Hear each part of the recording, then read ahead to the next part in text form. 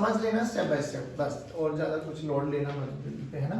अब देखो हमने क्या बोला कि हमने टॉर्क का फॉर्मूला पढ़ा कि किसी भी पॉइंट के अबाउट अगर मुझे टॉर्क निकालना है that is R cross S, यही पढ़ा है ना बाबा? Yes sir. Okay done.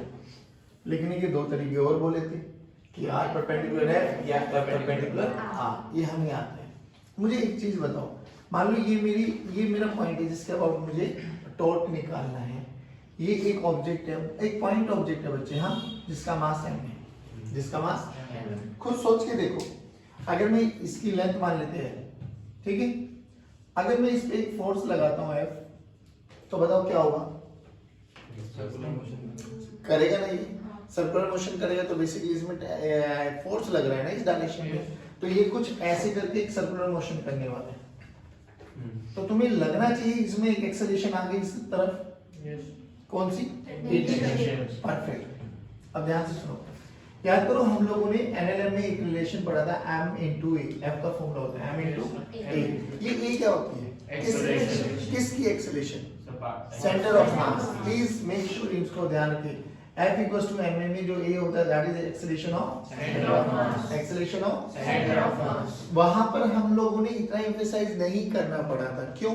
क्योंकि हम लोग एक पॉइंट मास मानते थे, सभी को भगा रहे होते थे और वो एक स्ट्रेट पाथ में जा रहा होता था, तो सभी के सभी पार्टिकल की एक्सेलरेशन सेम होती थी, तो हमें लोड लेने की कोई आवश्यकता पड़ी नहीं। बट रियलिटी में ये ACOM होता है, acceleration of centre of mass. Similarly momentum का फॉर्मूला बोलो वहां पर, P equals to m into v। v क्या होता है? Velocity of centre of mass. अब आप पूछोगे कॉमन सेंस है कि भाई सर आप यहाँ पे क्यों इतना एम्फसाइज कर रहे हैं कि ये acceleration of centre of mass होता है? रीजन है यार, तो जब भी हम लोग ने सर्कुलर मोशन पढ़ा था बच्चों, तो हमने एक चीज देखी थी, मान लो ये पॉइंट हिंज कर देते और इसको रोटेट कराते तो it will perform a circular motion. But जो कि ये रॉड है, this rod is consist of बहुत सारे पार्टिकल्स। अभी कोई भी एक पार्टिकल है ना बाबा, रिजिड बॉडी है ना बेटा, हाँ, तो रिजिड है तो क्या चीज सेम रहेगी? ओमेगा भी सेम रहेगा और दो पार्टिकल के बीच की दूरी भी सेम रहेगी। ओमेगा भी सेम रहेगा और दो पार्टिकल के बीच की, लेकिन क्या चीज सेम नहीं रहती? लीनियर वेलोसिटी भी सेम नहीं रहती और उसकी एक्सेलरेशन भी सेम नहीं। क्यों? रीजन है, सुनो, AT का फॉर्मूला बोलो, alpha into R, alpha into देखो ना, अगर मैं मान भी लूं कि ये मेरी जो रॉड है ये अल्फा से रोटेट कर रही है, तो बाबा इस A के लिए AT बताओ ना। A के लिए देखो, यहां से ये दूरी कितनी होगी? x1, यहां से ये दूरी x2, यहां से ये दूरी। अब दिक्कत आ जाएगी ना, यहाँ पे तो हम लोगों ने बोला था कि force equals to m into a में a जो होती है वो एक्सेलरेशन होती है, वो सेंटर मास की एक्सेलरेशन होती है। बट सर इस रॉड में तो बहुत सारे पार्टिकल्स है ना, तो एक्सेलरेशन लिखते हुए किसका ध्यान रखना है? ना वो a की एक्सेलरेशन बोलेगा, ना वो b की बोलता है, ना वो c की बोलता है। जब f equals to m into a लिखेंगे तो किसकी एक्सेलरेशन होगी? रॉड का सेंटर मास कहाँ पे लाइक होगा? L/2 पे। इट इज नॉट नेसेसरी, भी जरूरी नहीं है मैंने L/2 पर बनाया हो, बट तुम्हारा आंसर क्या आना चाहिए? L/2। बात समझ में आ गई? तो AT, अच्छा एक चीज और याद करो, कल भी एक रिलेशन मैंने पढ़ा था, V equals to U plus AT। वहां पर A का काम कौन कर रहा था? AT ही स्पीड को बढ़ाएगा और घटाएगा। जो काम वहां पर A कर रहा था सर्कुलर मोशन में, वो काम कौन करेगा? AT। AR क्या करता है? बट डायरेक्शन को चेंज करेगा, उसका मैग्नीट्यूड से कोई लेना देना नहीं। वन थिंग आपके डर।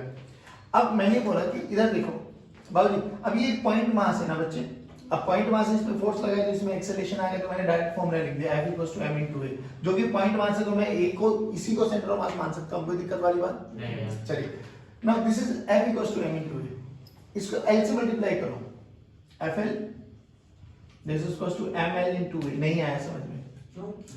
कर दो ना एक बार, डन है? ध्यान से देख, यहाँ पे a क्या आएगा? 80। AT का फॉर्मूला बोलो, alpha into R, alpha into alpha into alpha into.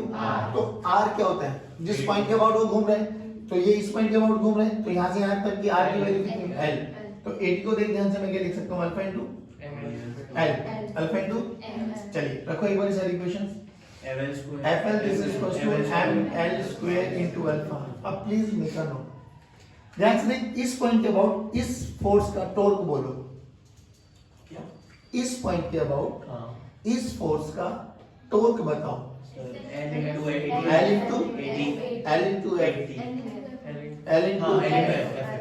into अबे तो ये वही तो है, ये वही तो नहीं आया। ये इस पॉइंट का इसके अबाउट मोमेंट ऑफ इनर्शिया बताओ। सर ये होगा mh इस मास का इसके about moment of inertia mr square होता है ना, मान क्या होता है perpendicular distance from the axis of rotation. तो mr स्क्वायर क्या बन गया? हाँ मोमेंट ऑफ इनर्शिया। अब देख ध्यान से याद करिए वैसे ही फॉर्मूला, हालांकि इसका प्रूफ अभी कराऊंगा तुझे। तो अल्फा क्या है इधर वो एंगुलर एक्सेलरेशन भाई। एक्सेलरेशन। तो tau equals to I into alpha. याद करो आपको पहले भी करा देता बिना प्रूफ के भी कि जो काम वहां पे फोर्स करता था यहाँ पे टाउ करेगा, जो वहां पे मास करता था वो यहाँ पे आई करेगा, जो वहां पे ए करता था वो यहाँ पे अल्फा करेगा। That's it. नहीं आया? देख ध्यान से। सर्कुलर के जैसा कुछ। हाँ, इस फॉर्मूले को याद करते हुए आपको क्या चीज का ध्यान रखना है कि जिस पॉइंट के अबाउट टॉर्क लिखा है ना, मोमेंट ऑफ इनर्शिया भी उसी पॉइंट के अबाउट लिखना पड़ेगा आपको। देखो ध्यान से, ml स्क्वायर किस पॉइंट के अबाउट है? इस पॉइंट के अबाउट। r क्रॉस f में जो यहाँ पे fl आया था वो भी किस पॉइंट के अबाउट आया था? o। तो बस एक चीज का क्या ध्यान रखना बच्चों कि जब भी ये वाला फॉर्मूला यूज कर रहे हो, tau this is equals to i into alpha, tau and i should be from same axis of rotation. Tau and i should be from same axis of rotation को ये वाला लिख दो, एक्सिस ऑफ रोटेशन। बोलो इतना समझ में आया? अब देखो कल के क्वेश्चन को थोड़ा सा रिपीट करते हैं। हमने बोला कि मेरे पास ना एक हॉरिजॉन्टल टेबल है बाबा। हॉरिजॉन्टल टेबल समझ में आ गई?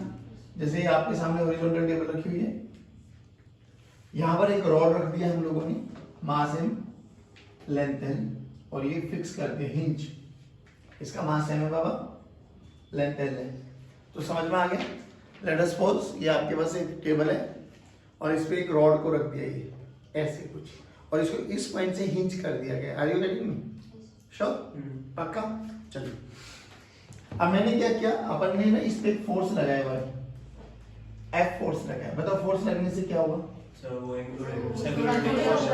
तो बोला गया जिस इंस्टेंट पर फोर्स लगाया उस इंस्टेंट पे इसका अल्फा बताओ, find alpha at that particular instant. कहां पे लगा है? हिंज कहां पे लगा है? ये ना मैं हिंज जहां क्रॉस लगा दिया। बोला गया find alpha at that particular instant, also find normal, मतलब आल्सो फाइंड हिंज फोर्सेस। हमें दो चीजें कैलकुलेट करनी है। बोल क्या क्या? एक तो अल्फा निकालना है उसी इंस्टेंट पर और एक हिंज फोर्स। आओ फिर तो find alpha and hinge force at that particular time. ठीक है, आ जाओ। चलो पहले अल्फा के बारे में बात करते हैं। अभी अभी हम लोगों ने पढ़ा कि tau must be equal to I into alpha. अगर मुझे टॉर्क पता लग जाए, मुझे आई पता लग जाए तो मेरा काम हो जाए। अल्फा तो निकालना है। आई पता है? बोलो आई कितना है? थोड़ा होश में आके बोलो। आई क्या है? इस एक्सिस ऑफ रोटेशन के about I ml square by 3, ml square by 3, ml square by 3, ml square by 3। अच्छा इसी के अबाउट इस फोर्स का टॉर्क बताओ। तो वो होगा FL लगाओ ना फॉर्मूला। टाउ का फॉर्मूला क्या है बाबा? I into alpha. टाउ का फॉर्मूला बोलो। FL this is equal to ml square by 3 into alpha cancel. तो अल्फा की वैल्यू बोल बाबा 3f by m। 3f by m into l। नहीं आया बट श्योर श्योर पक्का पक्का डन। हिंज फोर्स भी करना है। हाँ अभी पहले ही तो निकालो ना, ये आ गया ना, अल्फा तो आ गया। अभी हिंज फोर्स निकालना है। अब हिंज फोर्स कैलकुलेट करते हुए कल एक चीज बताई थी, हाँ, कि जिस डायरेक्शन में वो चल रहा है ना उसमें रेडियल और टेंजेंशियल डायरेक्शन में फोर्स लगा लो आप, लगाते चलिए। तो जब ये हमें पता लगे भाई ये ऐसे घूमने वाला है, हाँ, तो क्यों ना एक फोर्स इधर माना जाए nx और एक फोर्स इधर माना जाए। Sure sure? हाँ जी बोलो। हम जब हिंज फोर्स निकालेंगे तो वो ऐसे पूरा सर्कुलर मोशन करेगा, तो हमें निकालना होगा किसी भी इंस्टेंट में निकाल सकते हैं। हाँ ऑब्वियसली। तो हर जगह सही है। Let's check it out. देखो nx है। अब सिंपल सी बात बताओ, ऊपर वर्टिकल डायरेक्शन में कितने फोर्स लग रहे हैं? दो। ny and प्लीज यहाँ पर mg का मत काउंट कर लेना, क्योंकि ये कैसे रखी गई है? हॉरिजॉन्टल। ध्यान रखना ये ऐसे रखी गई है, तो mg तो इस टेबल के नीचे लग रहा है और मैंने फोर्स ऐसे लगाया। प्लीज इन चीजों का ध्यान रखा करना है ना। मैंने हॉरिजॉन्टल प्लेन बोला था। अगर ये ऐसे होती तो अगर हाँ ऐसे होता तो mg आता जरूर काउंट में। अगर मैं वर्टिकल में रख देता तो mg ही इसको घुमा रहा होता है ना। हाँ टेबल के ऊपर ही है सिर्फ वर्टिकल में। तो mg नीचे लगेगा फिर कैसे, तो ऐसे घुमाएगा, इस एक्सिस के अबाउट घुमाएगा। फिर भी तो ये बात है। हाँ डन, फिर mg आ जाएगा अगर ऐसे रखी हो तो। अभी देखो, अब जब ये सब चीजें हो गई तो बाबू हम लोगों ने ये लगा दिया, तो लगाओ एक बारी ny प्लस f, ये f नेट लगा है, this is equal to m into a, m किसका, रॉड का, और a क्या है, f equal to m into a में a क्या होता है, एक्सेलरेशन ऑफ तो ये चीज का ध्यान रखना बस, m इनटू a। अब ये ACM लिख देता हूं मैं, कोई दिक्कत वाली बात। आपने m किसका बताया है? m तो रॉड का मास आएगा ना भैया, बस। अब ACM क्या लिखूं मैं, AT की value alpha into r, r की वैल्यू l by 2, r की वैल्यू l by 2। तो ACM जो होगा यहाँ पर that is AT and that is equals to r into alpha, but यहाँ पे r ये है बाबा, है ना, हाँ that is l by 2 into alpha. नहीं आया, कहीं गलती ना करूं, ध्यान से देखना। तो ny this is equals to m into l by 2 into alpha minus f। Alpha की वैल्यू अभी तो निकाली आपने, पुट करो, तो ny देखो, m l अल्फा की वैल्यू आ गई 3f by m into l minus f, ml ml will cancel out, तो 3f by 2 minus f basically f by 2, तो m है ना, ny की वैल्यू तो आ गई f by 2। अच्छा ये तो वर्टिकल वाला फोर्स हो गया, ये that is about the initial direction. Radial direction में कोई और फोर्स लग रहा है क्या, नहीं, तो nx 0, nx 0, और कोई लग ही नहीं रहा, तो nx तो 0 रहेगा। नहीं आया बाबा सर, किसी भी इंस्टेंट पर बोले तो ny f by 2 रहेगा, वो 0 रहेगा, तो inverse force ny f by 2 हो जाएगा। आपने इक्वेशन ऐसे निकाली ny plus f तो ठीक है, इक्वल टू m कौन से सकते हैं, m is given, यही m into a ना, हां भाई f net क्या होता है, m into a, तो याद करो, आप लोगों ने भूल गए इसका मतलब। अच्छा हाँ f net, हाँ f net, पुली ब्लॉक सिस्टम पढ़ते थे अपन, तो वहां पर एक पुली पे एक ब्लॉक इधर लगा दे, एक इधर लगा दे, नीचे mg ऊपर टेंशन, तो mg minus tension equals to m into a। तो सेकंड लॉ ये तो होता है f net m into a के बराबर होती है, बट वहां पर हमें a क्या होता है उसके बारे में ज्यादा एम्फसाइज करने की आवश्यकता होती नहीं थी, बट यहाँ पर करनी पड़ेगी, क्योंकि यहाँ पर b और a अलग अलग पार्टिकल्स का अलग अलग होता है, तो हम वो a कौन सा चूज करें, that should be centre of mass of the part, मतलब उस सिस्टम का सेंटर ऑफ मास। नहीं आया समझ, देखा आराम से इसको समझ में आया, फिर क्वेश्चन कराता हूँ, थोड़ा आइडिया देना। हाँ करो, अभी सोच लेना, उतार लेना इसको। ny हमारा इंच फोर्स है, हाँ हिंज फोर्स, ny और nx दोनों है, अभी ny लग रहा है, nx है ही नहीं, खत्म। कल ही बोला था हिंज फोर्स की कैपेबिलिटी होती है, वो it can apply forces in any direction, तो इसमें वो ny लगा रहा है, दैट्स इट। तो हम इसमें nx भी कैसे निकाल सकेंगे, अब nx तो आ ही नहीं रहा ना। फोर्स वहां पे नीचे, बस अब सेम इसी रॉड को मैंने वर्टिकल प्लेन में रख दिया है, वर्टिकल प्लेन, देखना ध्यान से, सेम यही रॉड है, मास ml लेंथ l है, लेकिन अब वर्टिकल प्लेन में रखी गई है,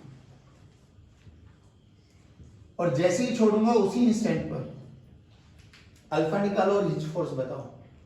अब बताओ क्या करें, mg आ जाएगा। हाँ अब नीचे mg, अब क्या जो काम वहां पे f कर रहा था वो काम यहाँ पे mg करेगा, श्योर श्योर, पक्का पक्का। अब ये फिर कोई, हाँ अब तो वर्टिकल प्लेन में आ गई ना बाबा, तो ऐसे रखी गई है, जैसे छोड़ दो नीचे आएगी ना, तो जैसे ही छोड़ो उसी इंस्टेंट पर बताओ इसमें क्या अल्फा रहा होगा, और हिंज फोर्सेस कैलकुलेट करो।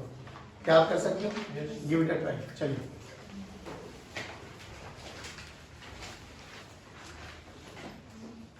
अब ये थोड़ा कॉमन सेंस से सीख लोगे तो बहुत अच्छा। ये रोटेशन कैसे करेगा,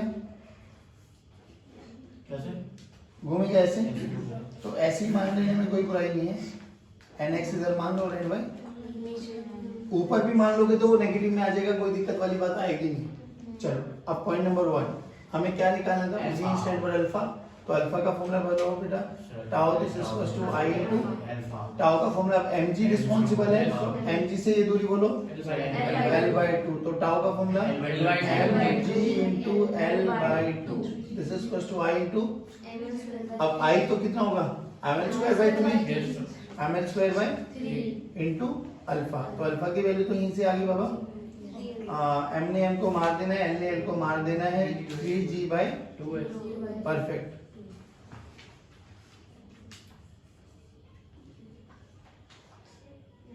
ठीक है ना। अब देखो ये घूम भी इसी डायरेक्शन में रहा है, मेरा अल्फा भी इसी डायरेक्शन में आया है।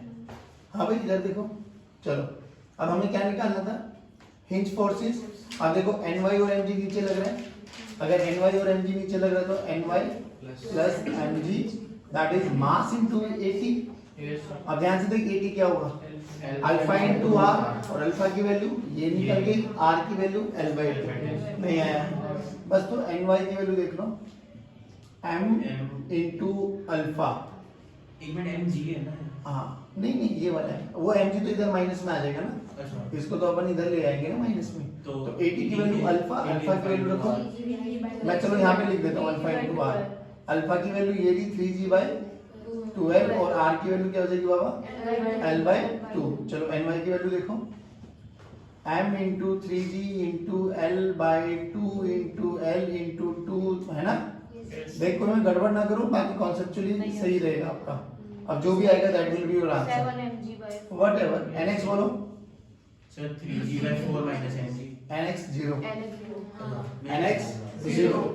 अब एक बात बताओ, ये हमने, मैं कह रहा हूँ किसी भी एंगल पे ले जाके छोड़ दूं, क्या तुम नहीं लिख सकते? फिर वही करना है, nx और ny को निकाल लेना, किसी भी इंस्टेंट पर अल्फा कितना होगा वो भी हम पता लगा सकते हैं, इसमें कोई दिक्कत वाली बात क्या बाबू, दोबारा बोलो क्या आएगा?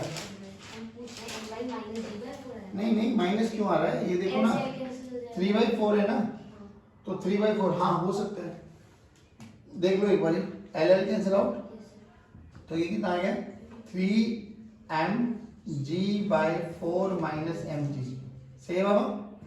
तो ये कितना आ गया 4mg माइनस 3mg, तो माइनस mg/4। सर हाँ भाई ny मैंने वो कर दिया था 7mg/4 आ रहा है। सर नहीं यस नहीं, आप एक चीज बताओ ना, ny कहाँ माना है? Sir Upward direction। अपवर्ड जैसे डायरेक्शन। हमने ny ऊपर ही आता तो mg को नेगेटिव डायरेक्शन चलेगी हमारी, तो उसमें करते हैं ना तो वो हमारा गलत आ रहा है। नहीं आप एक बार बताओ ना, आपने n ऊपर माना ना, इधर देखो इधर, एक मिनट मैं भी बता देता हूँ गलती क्या कर रहे हो, आई टेल यू ना। मान लो ny ऊपर मान लिया, तो mg नीचे मान रहे हो आप, तो m इंटू ए किधर है, नीचे की तरफ ही तो ले रहे हो ना।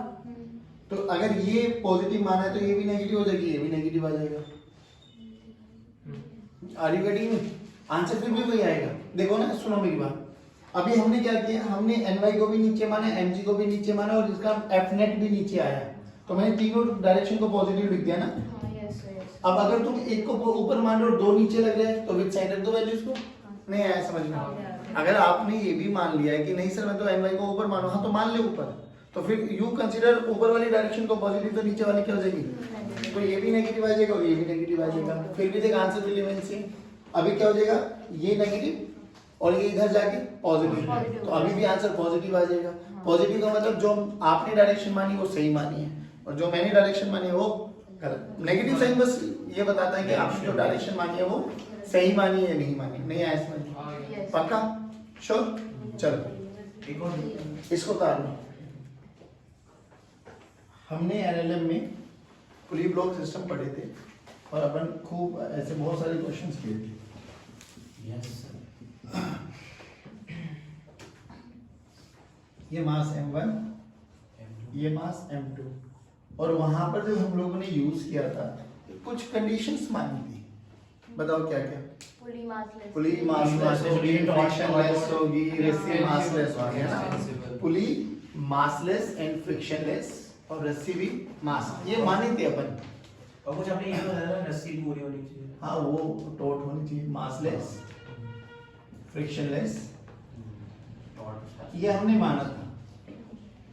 फिर हमने बोला जैसे सिस्टम को रिलीज कर दिया, let us suppose m2 is greater than m1, तो ऑब्वियसली ये नीचे आएगा, ये तो नीचे आएगा तो इधर m2g लगेगा, रस्सी में टेंशन आएगी, जो कि रस्सी मासलेस है और ये पुली फ्रिक्शनलेस है। सुनना आराम से, तो हमने बोली थी दोनों तरफ टेंशन सेम रहेगी। इधर m1g, फिर हमने, और ये पक्का था जितना ये नीचे आएगा उतना ही उतना ही ये ऊपर जाएगा। कंस्ट्रेंट था कि दोनों की एक्सेलरेशन सेम रहेगी। फिर हमने क्या किया था, इसका एफबीडी बनाया था। Yes. एफबीडी बनाओ इसका, सर तो नीचे आ रहा है तो नीचे वाले से ऊपर वाले को माइनस करो, Equal to zero. G minus C equal to zero. M2 into M2 into ये बना था आपका F नेट और ये बना था मास इनटू एक्सेलरेशन। सेकंड लो, इधर क्या करते हैं, ये ऊपर जा रहे हैं तो ऊपर कौन है, टेंशन, नीचे कौन है, m1g, तो t minus m1g must equal to m1 कितनी इक्वेशंस है, दो, कितने वेरिएबल है, दो, एक टेंशन और एक एक्सेलरेशन, तो दो इक्वेशन दो वेरिएबल सोल्व कर लेते थे अपन लोग।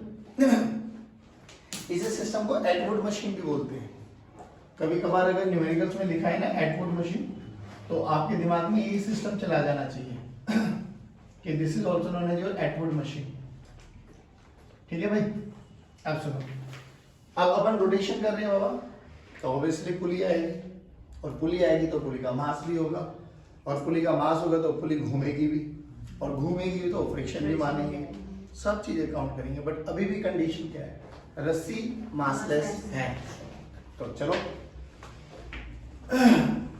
वही सिस्टम है बिल्कुल सेम। ये वो था जो एनएलएम में पढ़ा था अपन लोगों ने, अच्छे से लगते थे ना।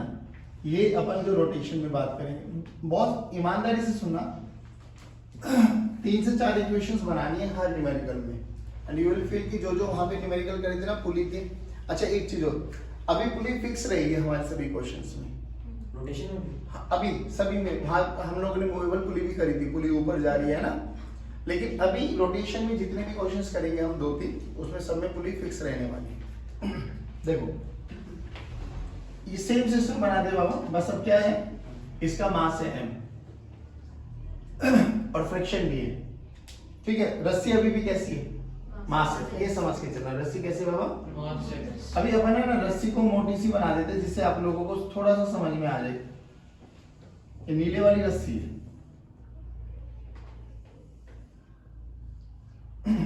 मासलेस है बट ये पक्का है। चलो अच्छा मुझे एक बात बताओ, मान लो यार आज ये बात कर दी तुमने, तुम्हारा और मेरे बीच आज ये रस्सी आ गई कैसे, मासलेस। फिर वही सिस्टम, अभी ये m, तुम ये नहीं देख रहे, ड्राइंग बहुत अच्छी बनी है, मैग्नेट बनाया है। ये m है, परफेक्ट। कांस्टेंट तो अभी भी यही है बाबा, क्या कि ये चलेगा, m2 is greater than m1 माना अपन लोगों ने, हाँ तो ये आएगा तो नीचे, बट ये भी कंफर्म है भाई कि जो जितने एक्सेलरेशन से नीचे आएगा उतने एक्सेलरेशन से ऊपर आएगा, ये तो सत्य है।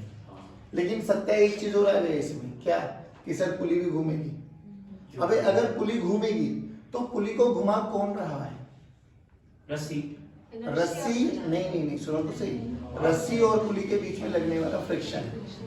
यहाँ पे पुली क्यों नहीं घूम रही थी, क्योंकि फ्रिक्शन 0 माना था, फ्रिक्शन 0 माना था, तो रस्सी और इसमें कोई वो था नहीं, तो फ्रिक्शन नहीं था, तो वो घूम नहीं रही थी। तो मास तो क्या रोल है, आई टेल यू ना, सॉरी मास नहीं होगा तो घूमेगी भी तो इनर्शिया भी तो चाहिए ना, हमें मोमेंट ऑफ इनर्शिया लिखना होगा, और moment of inertia m r square होता है। जितना रोटेट करेगा। सुनो अब तो हुआ क्या, तो ये कंफर्म हो गया भाई, घूमी बिकॉज ऑफ फ्रिक्शन, पुली घूमेगी तो फ्रिक्शन की वजह से, और फ्रिक्शन माना गया, यहाँ पे फ्रिक्शन भी है माना गया और मास भी है। अब बस मुझे इतना बताओ, देखो रस्सी का और पुली का ये वाला कांटेक्ट है बस जो साथ साथ है, यानी जितना भी फ्रिक्शन लगेगा इसी वाले पार्ट में लगने वाला है, जहां जहां रस्सी का और पुली का कांटेक्ट रहेगा, उसके बाद तो कांटेक्ट छूट जाए, और फ्रिक्शन कैसा फोर्स है, कांटेक्ट फोर्स है। अब देखो, अब मुझे ये बताओ, जब ये पुली, अब ये नीचे आ रहा है, ये ऊपर जा रहा है, तो पुली ऐसे घूमेगी, तो पुली पे फ्रिक्शन किधर लगा, क्लॉक एंटी क्लॉक, क्लॉक, अगर क्लॉक घूमेगी तो एंटी क्लॉक नहीं लगेगा। पुली को घुमाई फ्रिक्शन रहे, अच्छा पुली को घुमाई कौन रहे, तो जिधर पुली घूमेगी फ्रिक्शन उधर ही तो लग रहा होगा ना। भाई कॉमन सेंस है भाई, मैं अगर यहाँ खड़ा हुआ हूँ और तुम मुझे धक्का इधर दोगे तो मैं किधर जाऊंगा, जिधर फोर्स लगेगा ना। पुली को घुमा कौन रहा है, फ्रिक्शन नहीं होता तो एनएलएम बन गया ना। अब घूमेगी और ये पता लग रहा है ये नीचे आ रही है, ऊपर जाएगा तो ये घूमेगी तो ये क्लॉकवाइज डायरेक्शन में, तो फ्रिक्शन पे किधर लगेगा, नहीं आया। अगर रस्सी में पुली पर क्लॉकवाइज डायरेक्शन में फ्रिक्शन लगाया तो पुली रस्सी पर किधर लगाएगी? Anti-clockwise। क्योंकि friction action reaction pair force है, यस होगा तो पेयर में डेवलप होता है। आ जाओ इधर देखो, ये इस पे इधर लगा फ्रिक्शन, ठीक है, और रस्सी पे किधर लगा? नहीं आया। आगे मान लो फ्रिक्शन फोर्स लगा F, तो ऊपर भी कितना लगा? अब बात आती है, ये तो हमें समझ में आ गया, अब आते हैं टेंशन के बारे में। चलो हमें नहीं पता टेंशन क्या लगेगी, बट अभी मान लेते हैं कि इसमें T2 टेंशन आ गई और इसमें बराबर आना होगा तो अपने आप आ जाएगी, नहीं आना होगा तो अलग अलग आ जाएगी, ठीक है। रिलेशन लिखो इसकी, अभी भी तरीका वही है, ये नीचे आ रहा है तो नीचे कौन सा फोर्स लगेगा? M2G। ध्यान से देख बाबा, ये वाला हैवी फोर्स है इसके कंपैरिजन में, तो M2G minus M2 into A। पक्की बात है? Yes, sir। चलो दिस इज इक्वेशन नंबर 1। इसका बोलो M1G ऊपर जा रही है T1 minus M1G equal to M1A। पक्का? Yes, sir। This is equal to M1 into A। Second second equation. लेकिन सर अगर मुझे एक बात बताओ, अगर पुली घूम रही तो पुली के पास एंगुलर एक्सेलरेशन भी तो आएगी, आएगी ना? Yes। तो इसके पास अल्फा भी आ गया। वेरिएबल बोलो कितने? 4।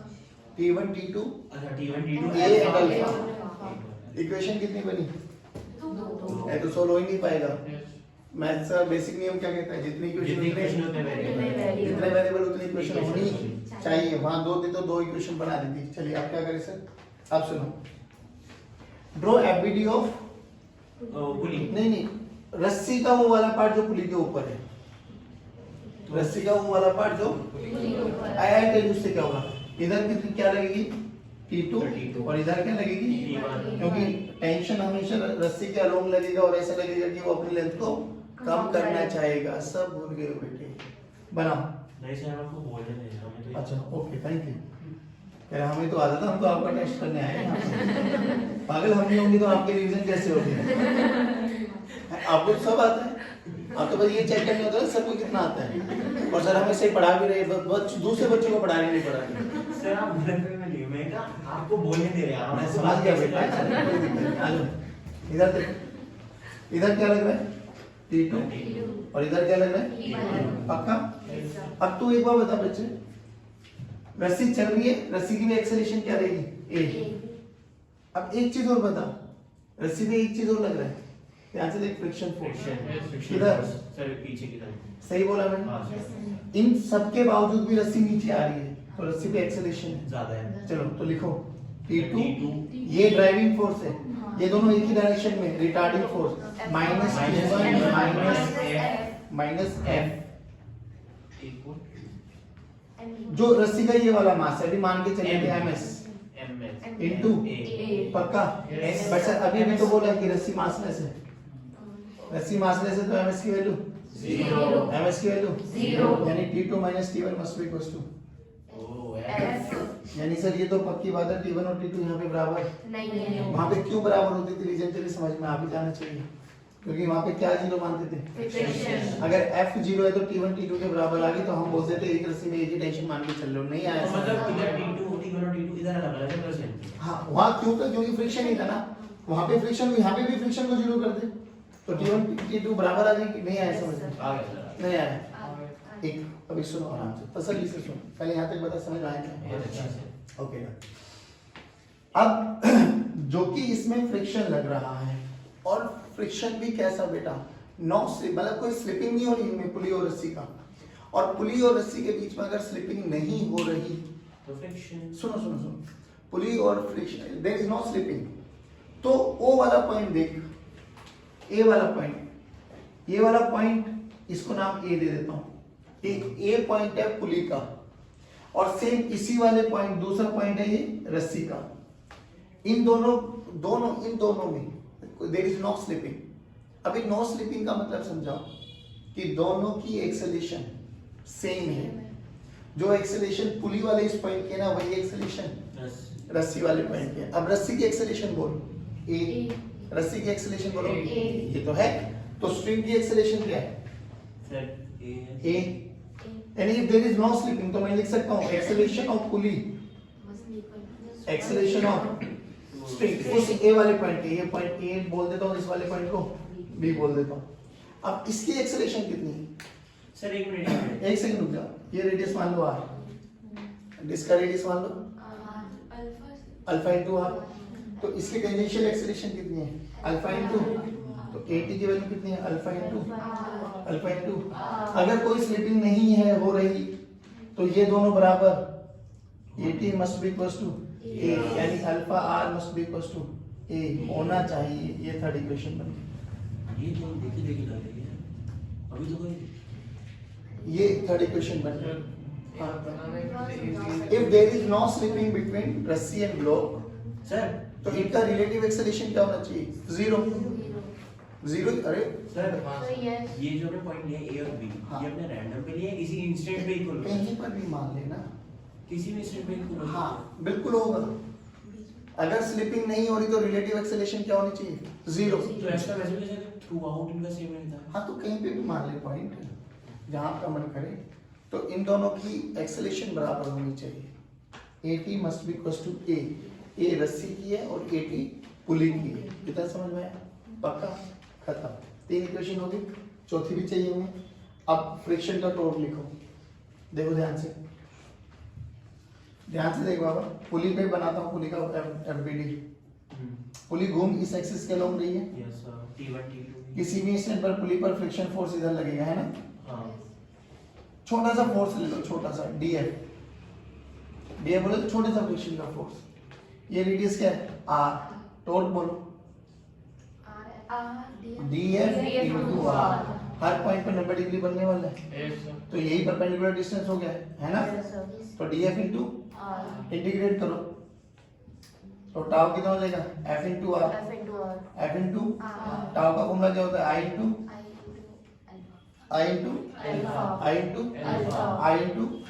देखो F R must be equals to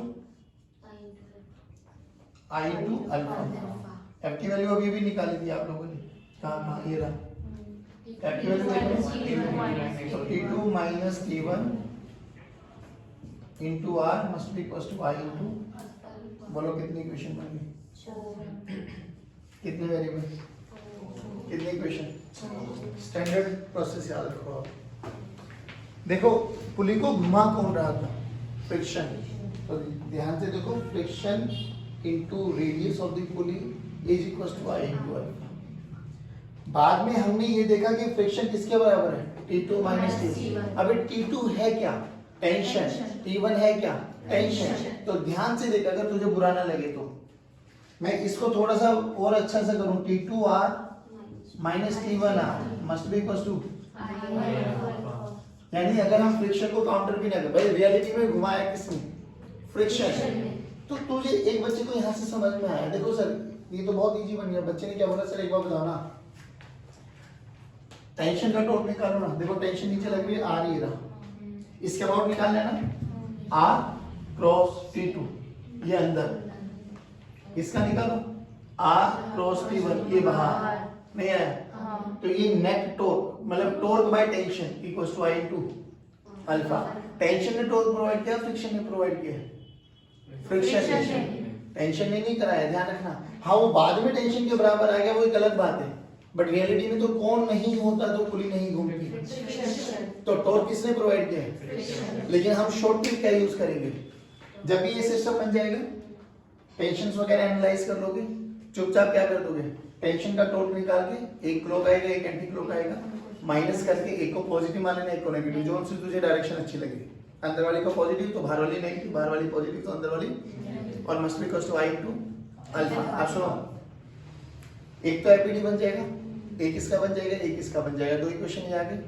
non slipping condition है तो AT must be equals to A होना चाहिए। तीसरी का ये याद रख लो, ये दीज आर स्टैंडर्ड पैरामीटर्स, इनको याद ही रखना है। पहली रिलेशन यहाँ से आ जाएगी, दूसरी यहाँ से आ जाएगी, तीसरी कहाँ से आएगी? AT must be equals to A। अगर स्लिपिंग नहीं हो रही है तो चौथी कहाँ से आएगी? टॉर्क बाय टेंशन, सॉरी हाँ, torque by tension must be equals to I into alpha. नहीं आया, जल्दी बोलो, चार इक्वेशन कहाँ से निकालोगे?